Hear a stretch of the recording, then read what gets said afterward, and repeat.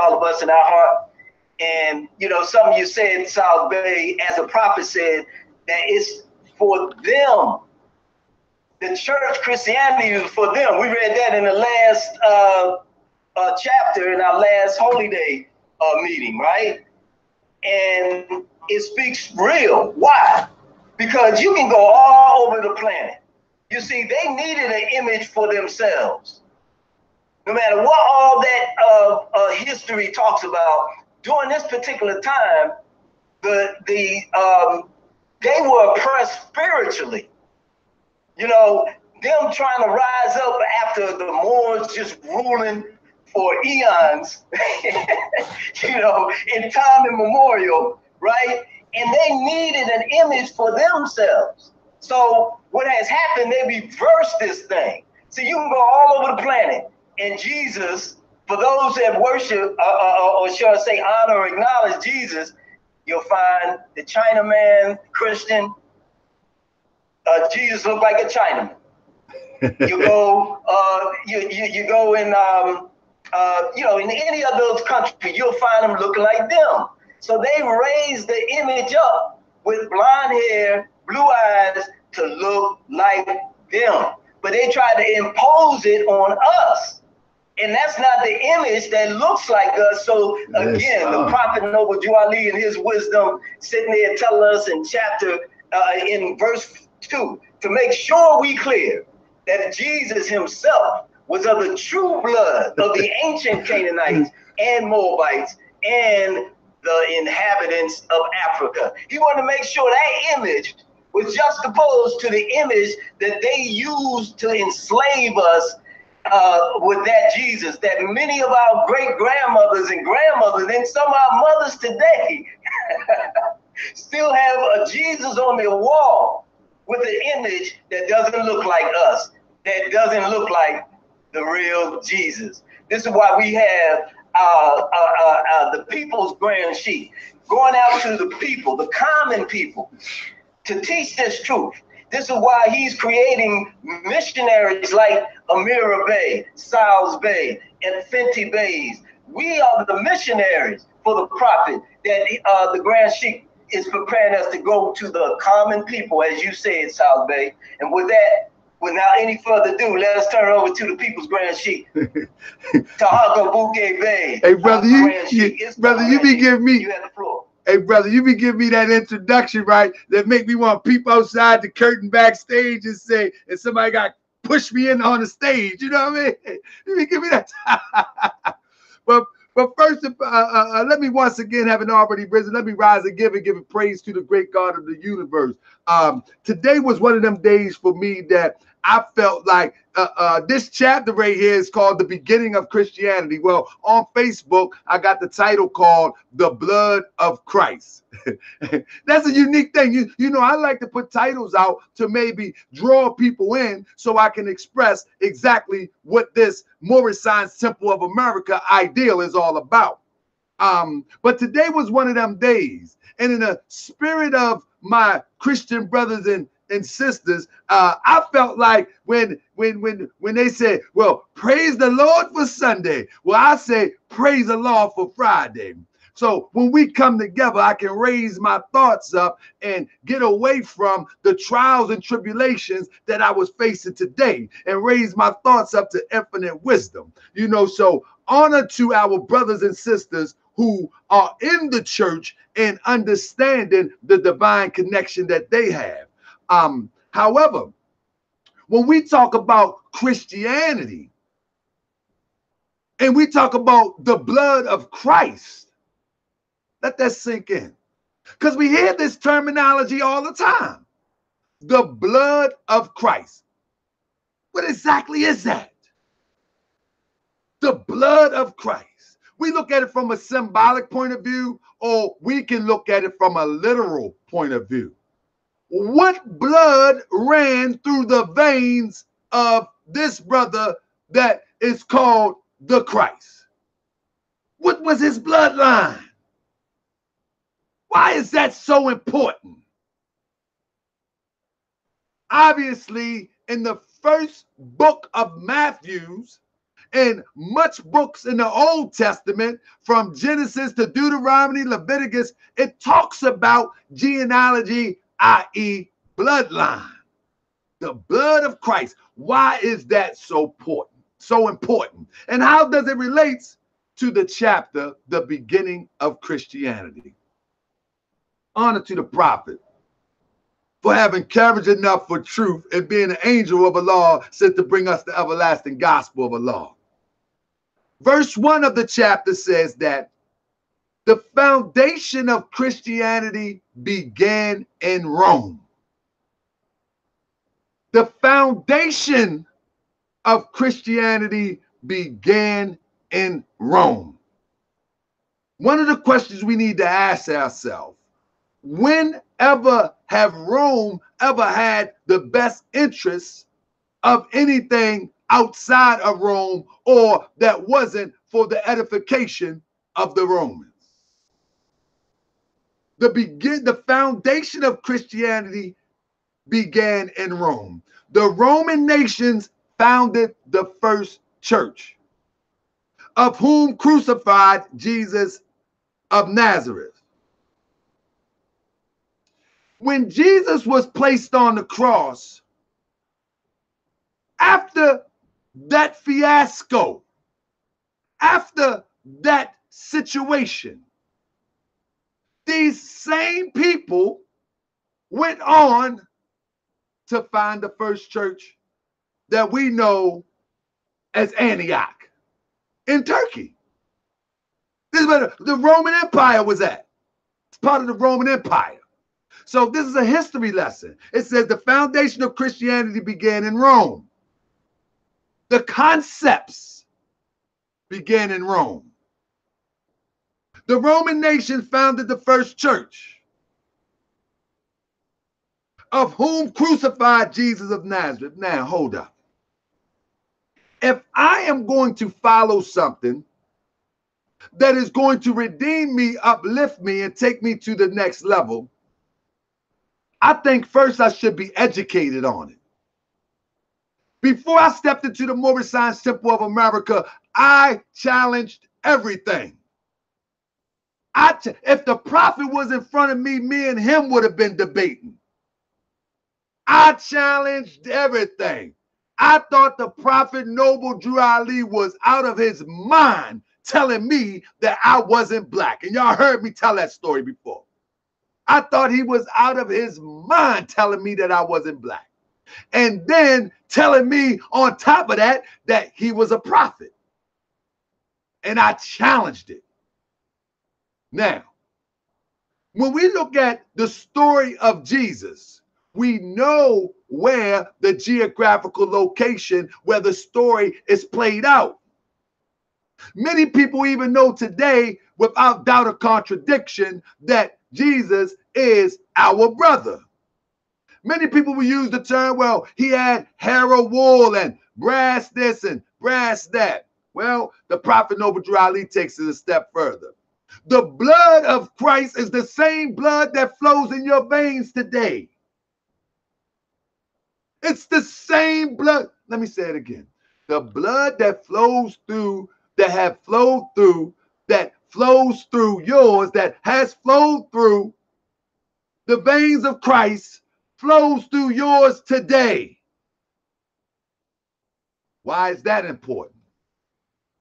Let's read to verse 2.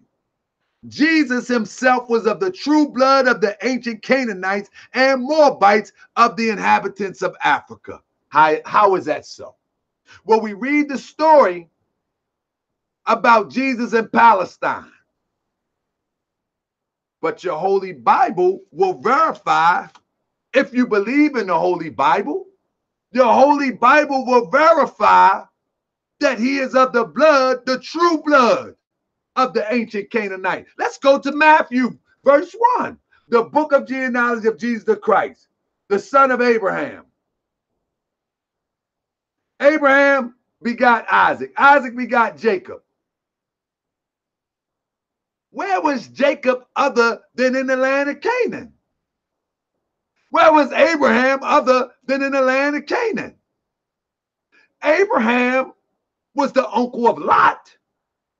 Where was they was dividing the land? They said, you take the left. We got so much sustenance that God has given us so much that our people have argued. Our people are arguing. You can take the left, I can take the right. This was the land of Canaan. Lot is the father of the nation father, or the patriarch of the Moabites. The prophet Obadiah Ali said Jesus was of the true blood of the ancient Canaanites and Moabites and of the inhabitants of Africa. We're going to get to the Africa part in a second.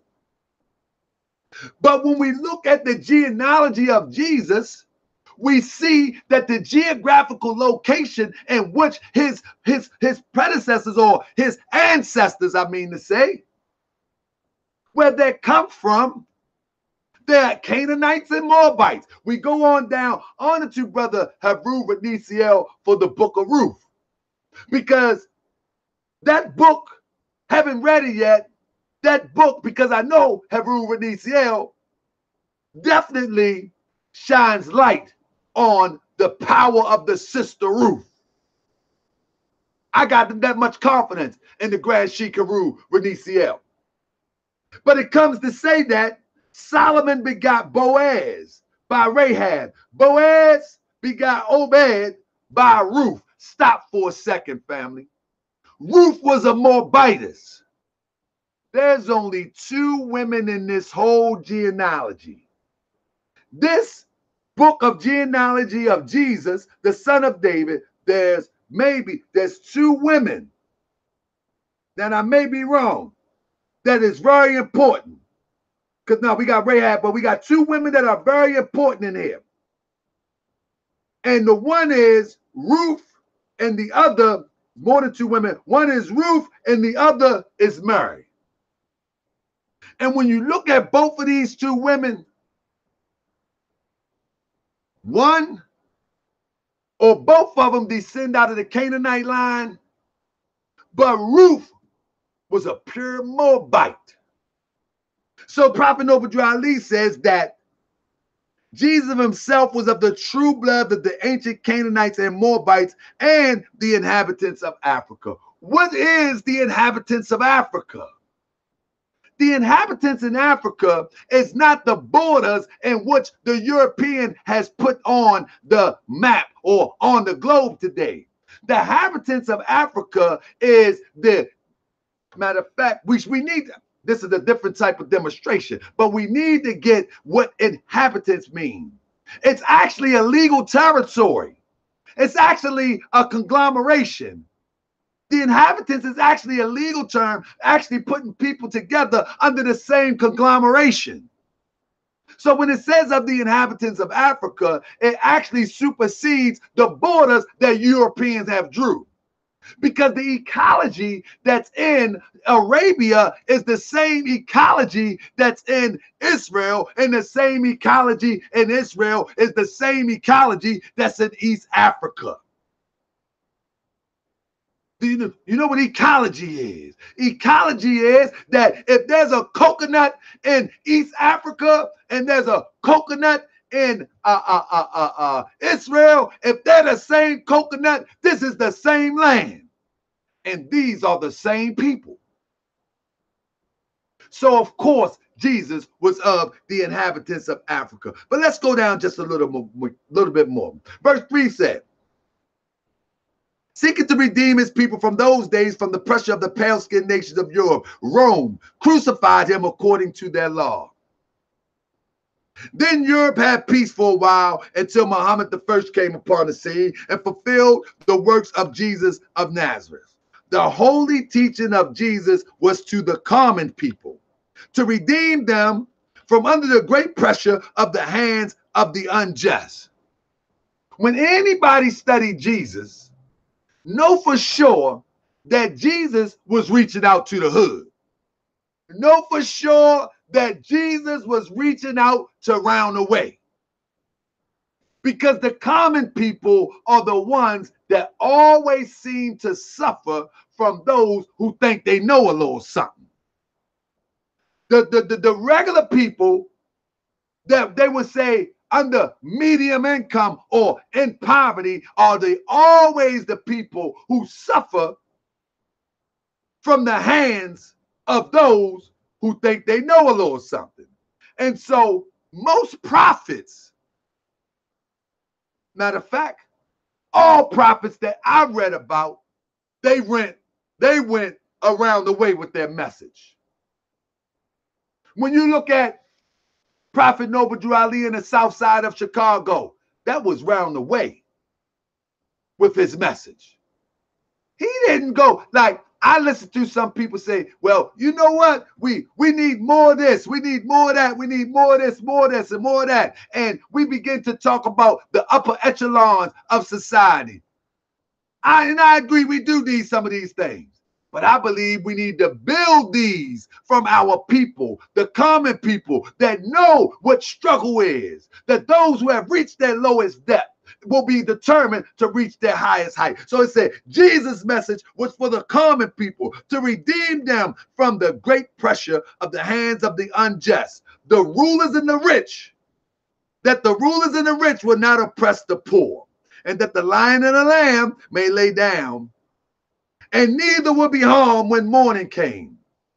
Pause. It says that these teachings, it's saying that we can all get along and we can try to make this work out. You know, I want the regular people to get themselves together, and we need to build together, and we need to move forward together. This is the message that Jesus is teaching. That the regular everyday people that being oppressed, pull yourself up by your bootstraps. Let's get ourselves together. Let's create our own condition that's conducive to peace. This was the message that Jesus was telling the regular people. Now, while he was doing that, those who had the bread, those that had the power, they was like, nah, if they become woke, then we ain't eating. Mind you, they're eating off the back of the ignorance. This happens not only during the time of Rome. Today, our own people are doing the same thing. Many of them sitting with big bellies from the back of the people. So this is a custom that has been passed down even into our people today. But we're talking about the blood of Christ. What was the blood of Christ? Let's look at it. I'm going to get back to it.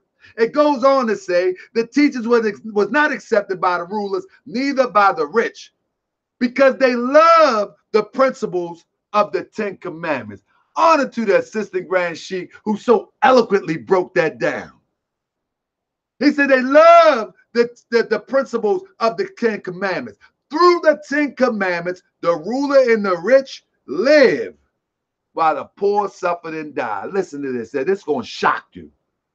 Our prophet Noble Drew Ali says that through the 10 Commandments, the rulers and the rich live while the poor suffer and die. And my sister Grand Sheik be so in tune with me. I'm sitting up here ready to demonstrate on this about the 42 confessions or the 42 principles of my eye. And before me, my assistant, man, he just went right in on it. And we always seem to be on the same wavelength. I even took me some notes because I wanted the people to get the concept of the principles of the 10 Commandments, how they were using that. How they were using that to control the people. How they were using the 10 Commandments. Something that people are so proud of. Oh, do you follow the 10 Commandments? Oh, do you follow the 10 Commandments? But listen. Our prophet teaches us that the rulers and the rich were using the 10 Commandments to oppress people. And you might say, well, how did you come up with that? Well, if you was in the noble temples, you would have heard the assistant Grand Sheik said it so eloquently. And I'm going to reiterate. When you look at the 10 Commandments, it goes against all universal principle of your ancestors. Hold up, Brother Takabe. I think you're going too far. It goes against all universal principle of your ancestors. Your ancestors were studying something that was predicated about identifying the flaw in yourself, not identifying the flaw in somebody else. You may recognize it and even use the word identify, but it's not none of your business per se. So the principles of the Ten Commandments is you shall not. See, you or thou. Thou means you. So while I'm focusing on what you shouldn't do, if I'm a ruler, if I'm a leader, if I'm a teacher, if I'm the rich, and I'm telling you, you shouldn't be killing, put them to death.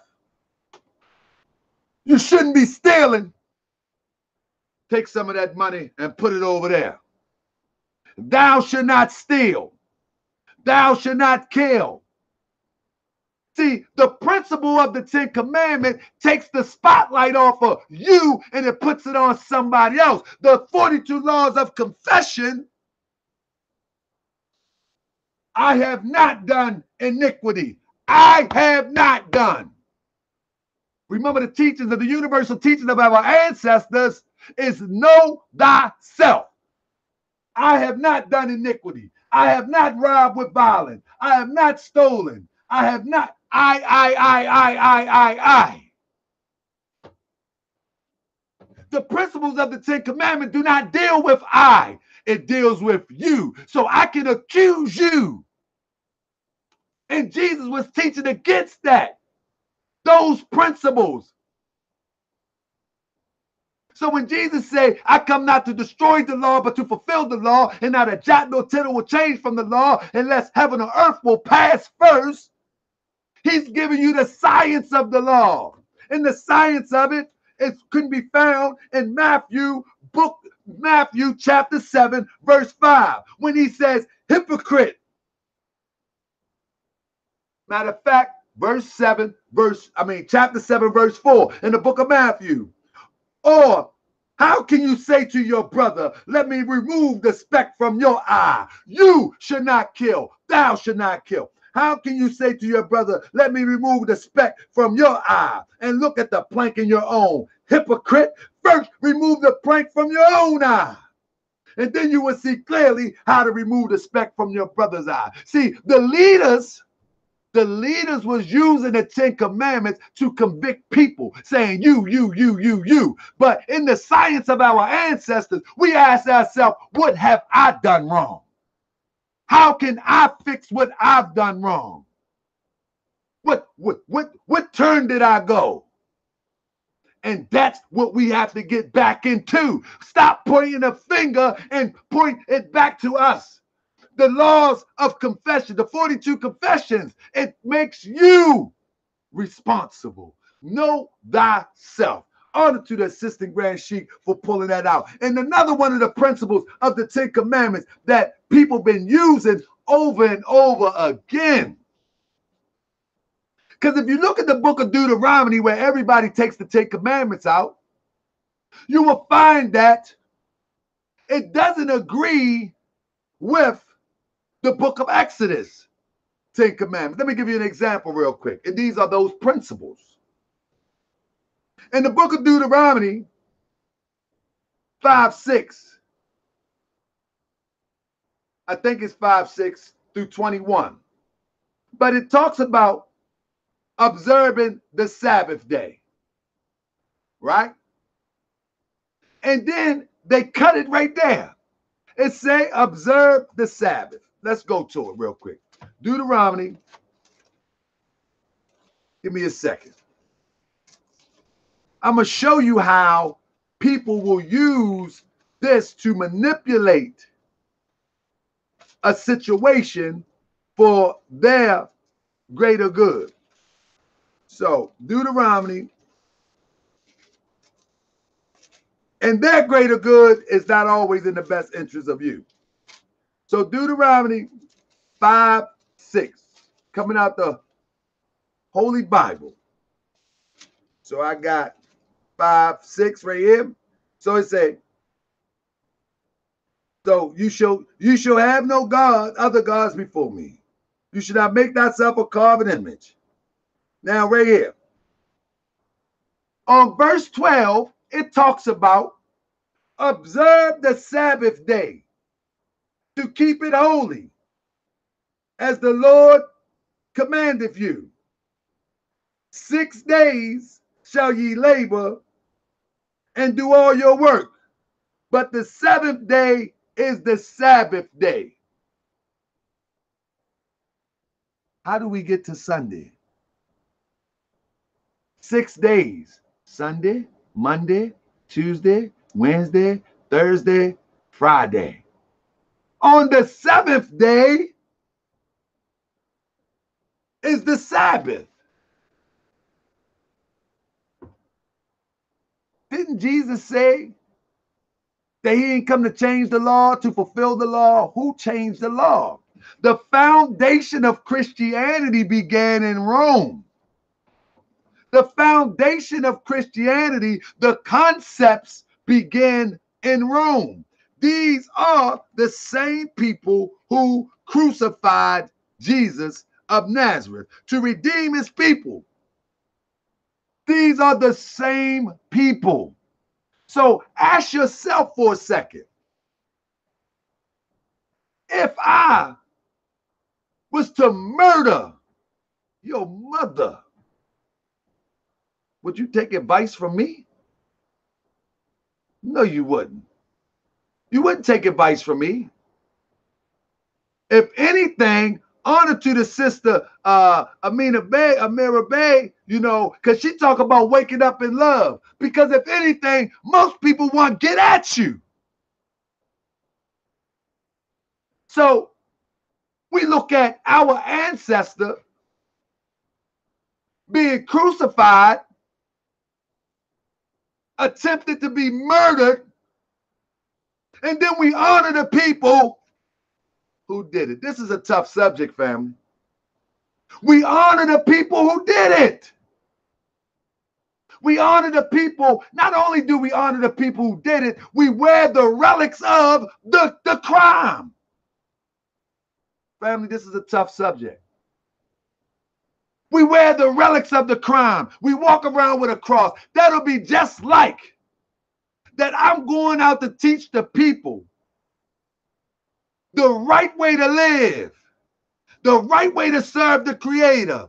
And they give me the electric chair and you walk around with an electric chair. Or they beat me in the head with a bat and you walk around with a bat on your neck with a dripping piece of blood on it. That ain't honoring me. That is honoring the killer. This is a tough situation, family. So we walk around with crosses on, honoring the murder of our ancestor. This is a tough situation, family. This is a tough conversation, because I got many members of my family that will go look at this and be like, man, what do you hate Christians? No, I don't. Actually, I love them.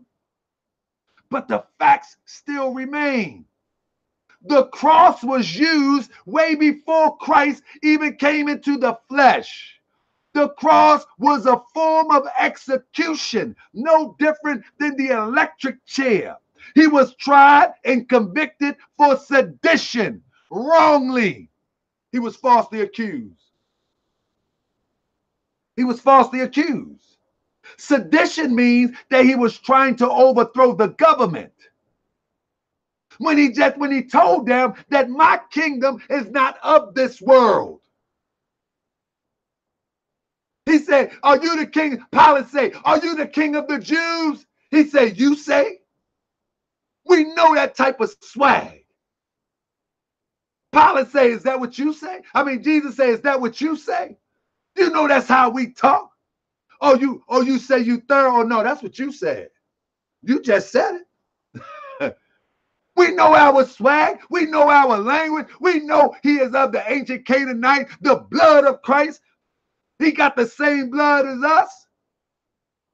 Oh, you think you thorough? That's what you just said. So Pilate said to Jesus, So Pilate said to Jesus, who you say you the king of the Jews? And Jesus said, that's what you say. Because that's our swag. So the purpose of the Movie Science Temple of America is to uplift fallen humanity, but to go back to the state of mind of our forefathers. Go back to the state of mind of Jesus. The Jesus that we see today in the lives of people is not the Jesus of yesterday. Jesus was a thoroughbred. Jesus was a thoroughbred. Jesus took it to the streets. Here in Baltimore, on every other corner, there's an organization under the guise of Christianity. And it all is an extension from Rome. All of them. And so the condition don't change, because we go into the building and we praise the Lord and we praise dance. But hold up, Moorish American Muslim, you don't get a free pass either, because you have taken that culture and taken it into the temple. The prophet did not stay in the temple. The prophet took this message on the road. In particular, the south side of Chicago. He said, while I'm making a speech, you must not speak against the church or any member of any organized group. So we don't move in hate. We move in truth and in fact. And the fact of the matter is, if Christianity began in Rome, the same Roman Catholic that gave the order to start slavery, yes, this is the same. Let me stop again. This is the same people. The same people that founded Christianity are the same people that issued the death warrant for Jesus. They're the same people after that, years later, created the church in Antioch. The same people Pope Nicholas gave the order to enslave Moors. See the connection? How can somebody teach you right if they ain't going to treat you right? They killed our ancestors, so they thought, made it appear to be. Listen to this. Listen how crazy this is. I got to run it down one more time. The same people that founded Christianity, they founded it in Rome. And if you call yourself African American, black, or whatever, although they ain't specific geographical locations, I know what you mean, but you're not Roman. You're not Roman. How do you honor thy mother and thy father, that thy days may be long upon the earth? Do you think that 80-some years of honoring your mother, the mother that gave you birth, applies to that concept?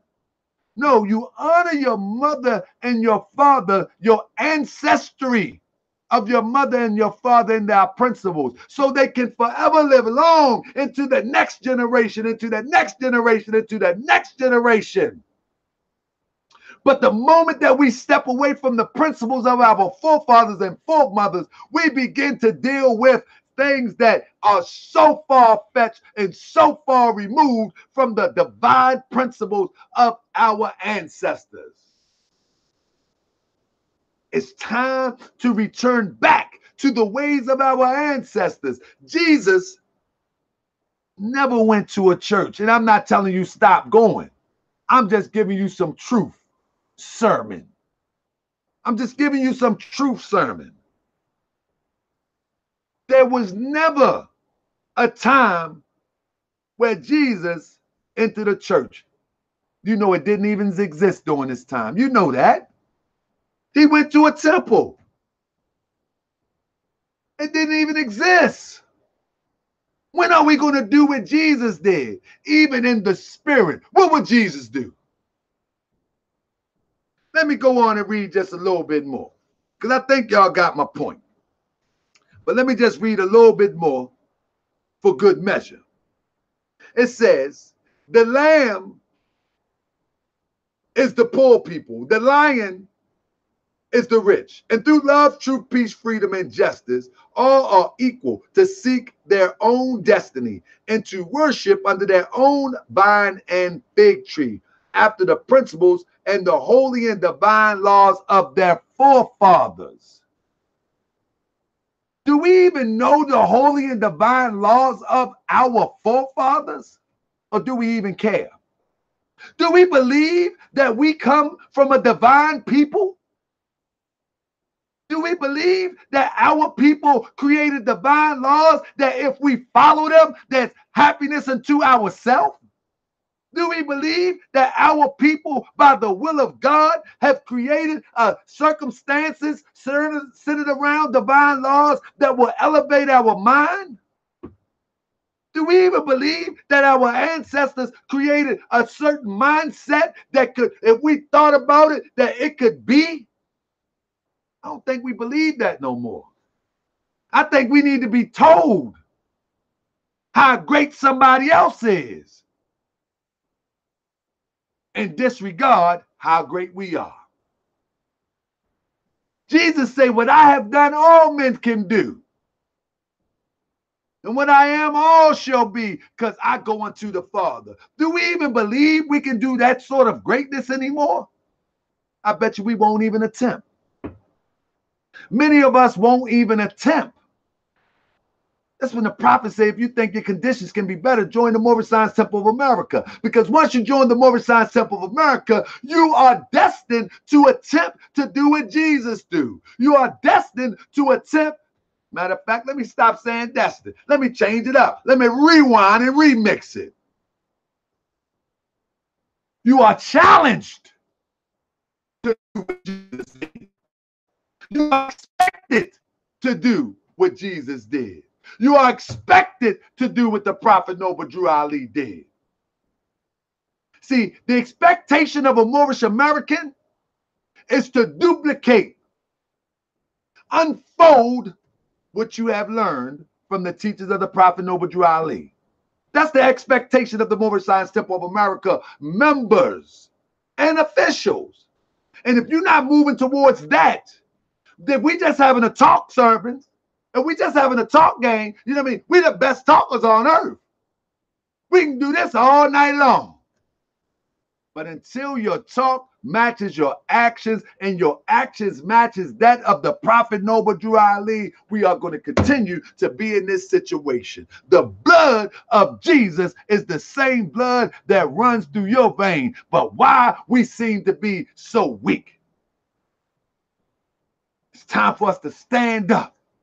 Whether you are a woman, whether you are a man, whether you are a child of age of understanding, know for sure that your ancestor. Then another thing, don't let nobody deny your ancestors or teach you to deny your ancestor. Jesus was your ancestor. Jesus was your ancestor. Just like when a little boy grow up and say, I want to be like my daddy. Jesus was your ancestor. Don't let nobody manipulate the story and make you put Jesus up here where you can't see him. Bring him down to you so you can see him. So you can model your life after it. Don't let nobody put Prophet Noble Drew Ali up here where you can't see. You can't hold your head up like that too long. Your neck get tired. Bring it down to eye level. Bring the Prophet Noble Drew Ali down to eye level so we can demonstrate it. While we up there praising another man, everybody taking control of the land. We looking in the sky to praise a man, and everybody else is taking control of the land and its resources. It's time for us to wake up. This is a teachable chapter here, and I hope that somebody have grabbed something from this, something that you can sit back and think about. Man, even if one thing about human beings out of other species that I hope I'm saying the truth, because I'm not sure, I've never been a doggone thing, but we can imagine. We can imagine stuff. We got an imagination. Just imagine that you've seen your brother about to be tortured. Do you think he will want you to carry on? You say you love him? Do you think he wants you to carry on in the manner in which we carry on? What he will want you to do is to carry on the legacy in which he left, his lessons, his teachings, to go to the common people, uplift them, bring them together. And so, as the Prophet Noble Drew Ali say in closing, to seek their own destiny and to worship under their own vine and fig tree after the principles of the holy and divine laws of their forefathers. All nations of the earth in these modern days are seeking peace, but there is but one true and divine way that peace may be obtained in these days, and that is through love, truth, peace, freedom, and justice being taught universally to all nations in all lands. Everybody needs to know the universal principle of love, truth, peace, freedom, and justice. You follow me? Everybody needs to know the universal principle of love, truth, peace, freedom, and justice. If you can speak Chinese, you need to teach it in Chinese. If you see, we deal with nationality, we deal with divine creed. You follow me? We deal with Islamism. This can be explained. This can be explained in any language. So, family, I appreciate y'all. And I want to share one more thing. I'm sorry, I got to share one more thing. Because this is a teachable lesson. This ain't a hoop and holler jumping around lesson. This is a teachable lesson. In this humanity pamphlet, it's an article from the Moorish Guide called Savior of Humanity. And this, what you read here, is the same story that you would have been reading about our brother Jesus 2,000 years ago. In this electrified age, men are racing into this life without complete knowledge of where they are going or what the end will be when riches seem to be their only pursuit, to be attained any way and at any cost. When selfishness, avarice, greed, and lust dominate their very being. When humanity in general is left at the mercy of those who have no mercy in them. I'm going to say it again. Humanity in general is left at the mercy of those who have no mercy in them. It is truly wonderful and astounding to see one come into this mad human drama for the sole purpose of saving humanity, losing all sight on those things worldly and yielding absolutely to a cause higher than has ever yet been attained. This picture is the likeness of Prophet Noble Drew Ali, who is serving humanity, coming as he does with a message for the nations in somewhat the same manner as did Jesus, Muhammad, Buddha, Confucius, and other prophets of their day. Only the things of this prophet day different from the ills of the days of the past. And yet the remedy for the ills of today is about the same as the remedy for the days of past, for the days past. All turning about to pivot love. This is the Prophet Noble Drew Ali. Love for humanity. Humanity must be lifted from the unwholesome depths of poverty, misery, and suffering and placed on a solid rock of salvation. This is the Prophet Noble Drew Ali, Savior of humanity. There are some claim to do this, but upon investigation, one finds they have slouched under the wings of their cross to extract from those who come to them means by which they can have the pleasures of this life. The foundation of Christianity began in Rome. The blood of Christ. That's your blood relative. It goes on to say, but upon investigation, one finds that they have slouched under the wings of their cross to extract from those who come to them means by which they can have the pleasures of this life, while they point their fellows to the joy after death. While they feed their sheep, they also shear them while eating. While they're giving you some lessons to get you jumping, to get you excited, to get you praise dancing, to get you all of that, they also shearing you, going up in your pocket. It says, at the close of that day, the master will be heard to tell them, you have your reward, get thee hence. Rare is it that you find a real prophet whose mission is the salvation of the nations. The land is full of false prophets whose mission is to fleece the people. The time was and now that there should come into the land a prophet in the likeness of his brothers. Jesus looked like his brothers. Jesus looked like his brothers. Prophet Noble Drew Ali looked like his brothers, his sisters, to redeem them from sin and slavery. Truly, this prophet is Noble Drew Ali. Truly, this prophet, Noble Drew Ali, is the man bringing with him the message, a message of love, truth, peace, freedom, and justice, which alone can save the nations. Like the coming of Jesus, he does not come from the elect, nor from the rich, nor the mighty in worldly power, but all power is given unto him to do good. This power is from Allah. This is giving you a concept of Prophet Noble Drew Ali. But when you read this, think about yourself. Because this is also you. It will be his works. It will be your works that will make men of every nation accept the truth that he brings. It will be through his teachings that the nations of the earth will understand the will of a master. It will be you to teach the people to understand the will of the master. Peace on earth and goodwill to all men shall come. It will be through his works that humanity will be brought back.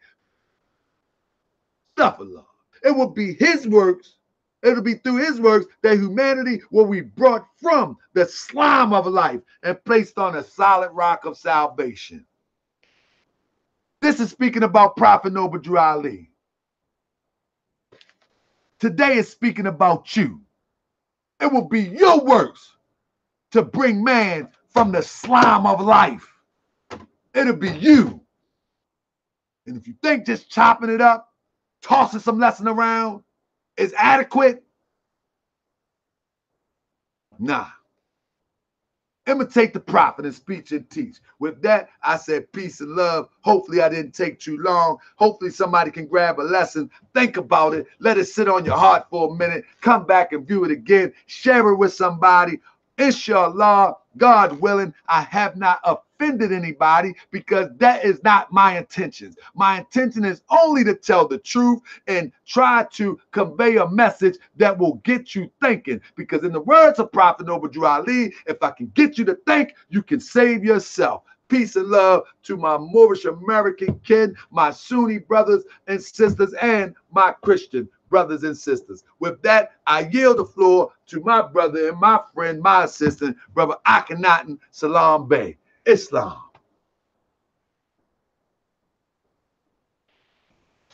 He'll be back in a second.